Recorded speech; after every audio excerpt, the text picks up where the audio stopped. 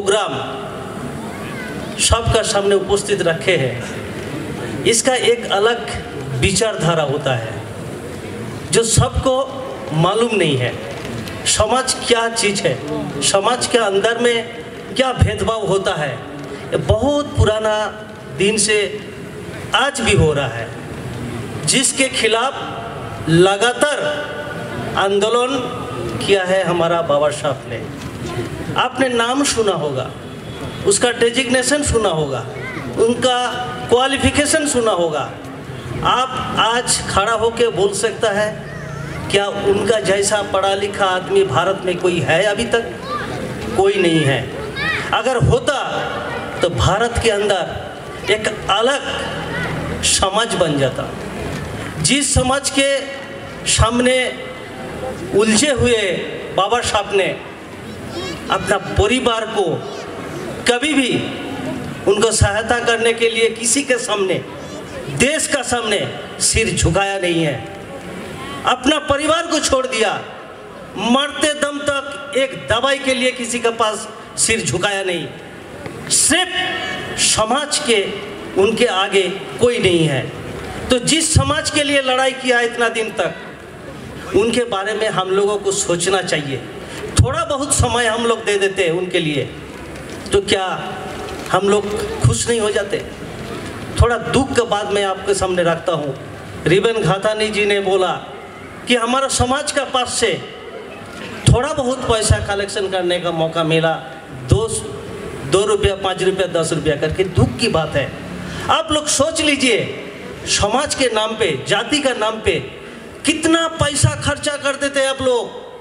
कोई भी पूजा पार्वण होता है, कोई भी पिकनिक होता है, कोई भी रिश्तेदार के पास जाता है, हजारों पैसा खर्चा कर देते हैं आप लोग। लेकिन आज रिबेंदा को बोलने पड़ा कि समाज के पास से हमको 10 रुपया कलेक्शन करने के बाद हमको इस प्रोग्राम करने के लिए मौका मिला।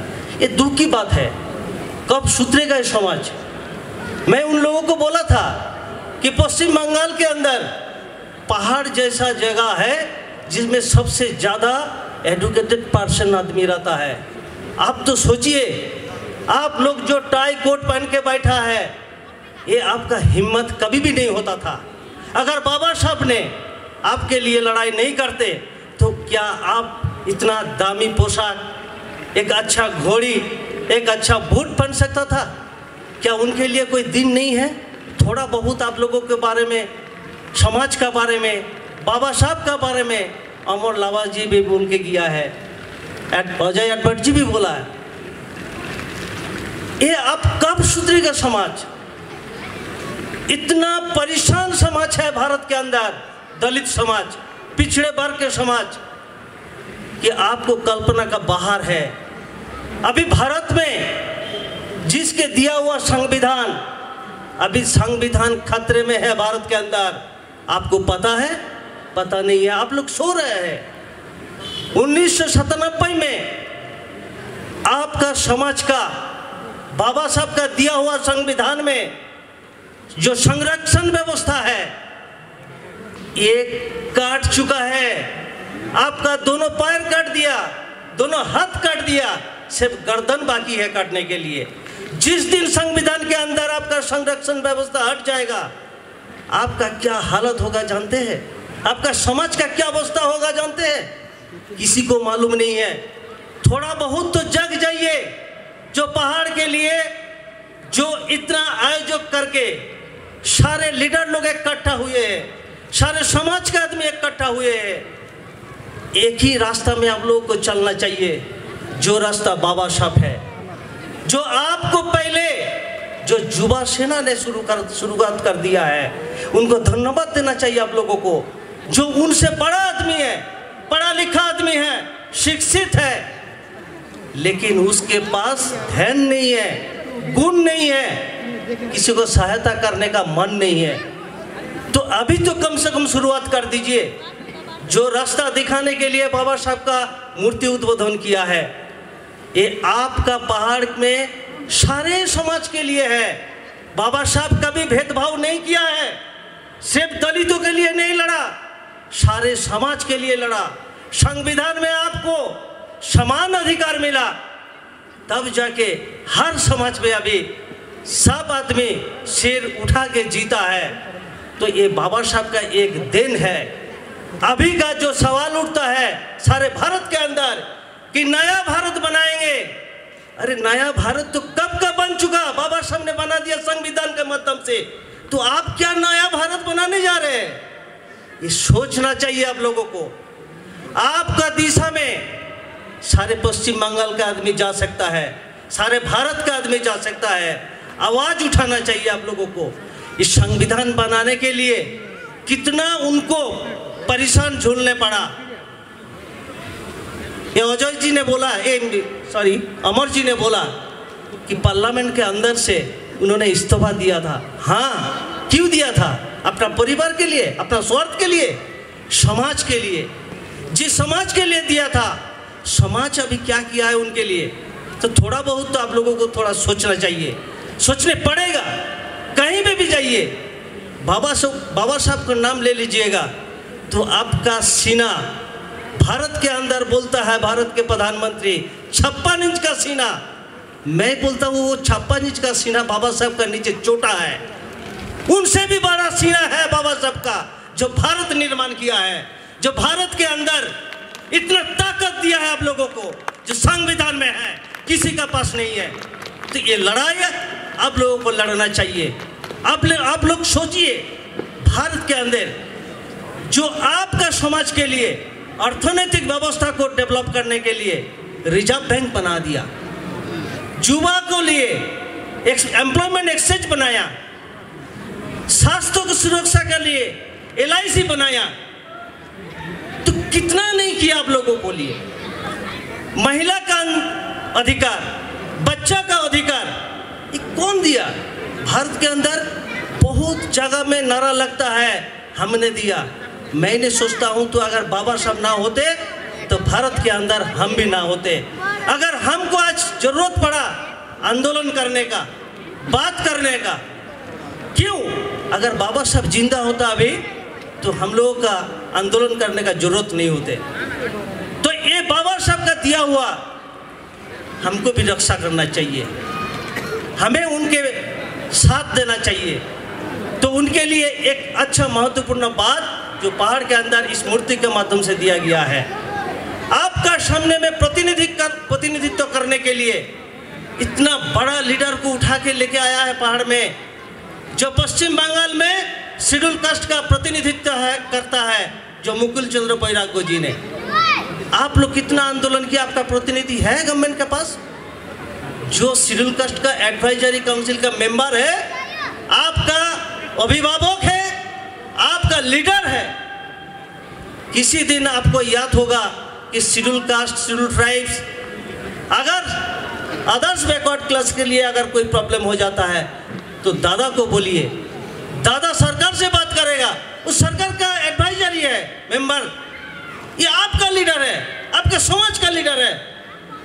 इनको हम लोगों को रास्ता में चलने के लिए जाने पड़ेगा, उनको सहायता करने पड़ेगा। तो ऐसा समय आ चुका है कि बाबा साहब के नाम पे एक दिशा पहाड़ में आ रहा है। इसके माध्यम से आप लोग अगर इकट्ठा हो जाते हैं तो कितना बड़ा ताकत आपको बन सकता है, ये किसी को अंदाजा नहीं है। युवा समाज के नाम पे सारे देश चलता है, इतना आंदोलन चलता है, लेकिन अभी भारत के अंदर सारे समाज के इतना जगह में लेके जा रहा है, इतना अवस्था खराब कर रहा है कि जहाँ पे हमारा समाज के सबसे ज़्यादा आदमी एम्प्लॉयज होने का बात था, वो सारे प्राइवेटाइजेशन हो रहा है। इनके लिए आवाज़ युवा सेना के तरफ से ही करना होगा। भारत के अंदर जिस तरीक़ा से आपका रिजर्वेशन ख़त्म किया जा रहा है, आपको पता नहीं है। जो 97 में 5 DOPD संरक्षण को हटा दिया था गवर्नमेंट ऑफ इंडिया का तरफ से, पता है क्या कि समाज के माध्यम से कोई अच्छा शिक्षित ना बने, उनके लिए हायर एजुकेशन में रिजर्वेशन हटा दिया। जो थोड़ा बहुत पढ़ा लिखा करके 2-4 आदमी अच्छा पोस्ट में नौकरी कर रहा है, वहाँ पे आपका प्रमोशन में रिजर्वेशन हटा दिया। मान लीजिए समाज को कहाँ ले जाने का दिशा वो लोग दिखाना चाहता है केंद्रीय सरकार के माध्यम से। ये आवाज आज का नहीं है। मैं 20 साल से समाज के लिए, संरक्षण को रक्षा करने के लिए दिल्ली पार्लियामेंट घेराव करने के लिए जाता हूँ। आज 20 साल से, ये 2 साल कोरोना का चलते वर्चुअल का माध्यम से हम लोग रैली किया है। तो इस रैली में पहाड़ की तरफ से भी कुछ आदमी हमारा साथ जाता है। 2015 साल से ये पुकार जी है, दिवेंदा है, कृष्णा जी है, बहुत सारे लीडर्स हैं। आप लोग सोचिए, अगर रिजर्वेशन जिस दिन खत्म हो जाएगा तो आपका बच्चा को पढ़ाई करने के लिए आपका जेब से पैसा निकाल के स्कूल में भर्ती करने पड़ेगा। क्या समाज में आप कर सकता है, लेकिन आपका परिवार के बगल में जो रहता है, जो गरीब आदमी, उनके लिए क्या हो सकता है आप सोचिए। हमारा एजुकेशन ख़त्म कर देने का एक प्रयास चला रहा है।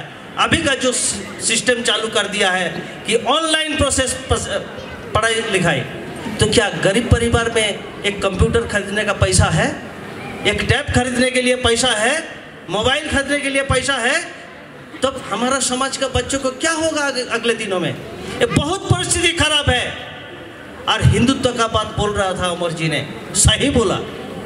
हिंदुत्व के नाम पे बाबा साहब ने जिस तरीके से लड़ाई किया है, जिस दिन भारत में हिंदुत्व का नाम पे लड़ाई शुरू करेगा, बाबा साहब ने बोला कि ये समाज जिस दिन हिंदुत्व का बात मान लेगा, उसी दिन ये अछूत समाज सबसे घटिया जगह में चला जाएगा।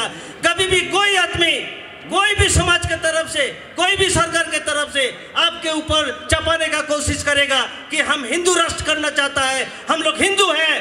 कभी भी बाबा साहब ने बोला कि कभी भी आप लोग हिंदुत्व के नाम पे आप लोग सिर को खड़ा नहीं कीजिएगा। आप हर टाइम बोलिएगा कि हम हिंदुत्व नहीं है, हम भारतीय हैं। एक भारतीय के नाते मैं एक आदमी भारत के लिए जान दे सकता है। कभी भी आप लोग हिंदू के नाम पे सिर उठा के कभी भी जी नहीं सकता। इसीलिए मैं आप लोगों को बोलता हूँ कि ये समाज जागरूकता होने जा रहा है। इसके लिए आपको इतना महत्वपूर्ण काम करना है।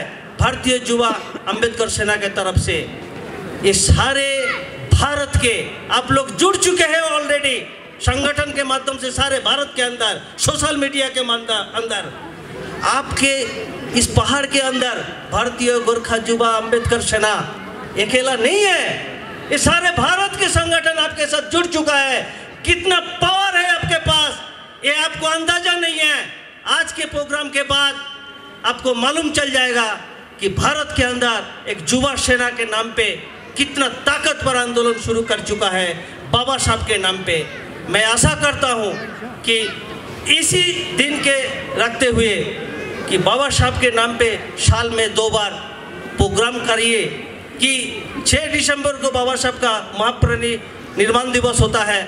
कम से कम धूप बत्ती जला के कम से कम उसको याद कीजिए। 14 अप्रैल आपके लिए एक महत्वपूर्ण दिन होता है। बाबा साहब के नाम पे कल्चरल का एक प्रोग्राम बनाइए, बाबा साहब के नाम के एक उत्सव के कीजिए।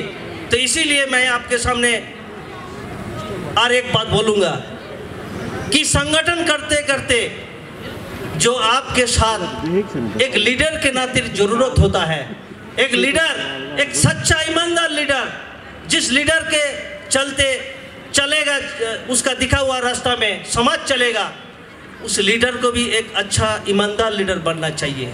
उसको भी थोड़ा बहुत कानून का संपर्क में कुछ जानना चाहिए, प्रशासन का बारे में कुछ जानना चाहिए, तब जाके वो आपका प्रतिनिधित्व कर सकता है।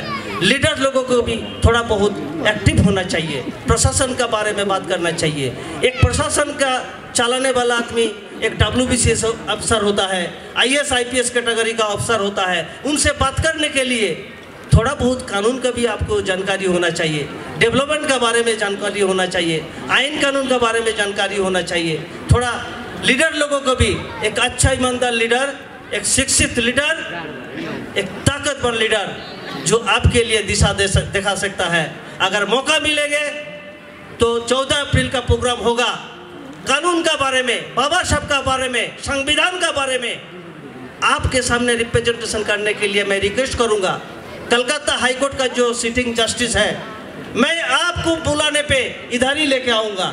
आपका जो दार्जिलिंग का डिस्ट्रिक्ट जज साहब है, उनको इधर ही लाऊंगा, ये इधर ही कोर्ट बैठाऊंगा आपके समाज के लिए। उन्होंने आपको जानकारी देगा, उन्होंने आपको सही रास्ता दिखाएगा।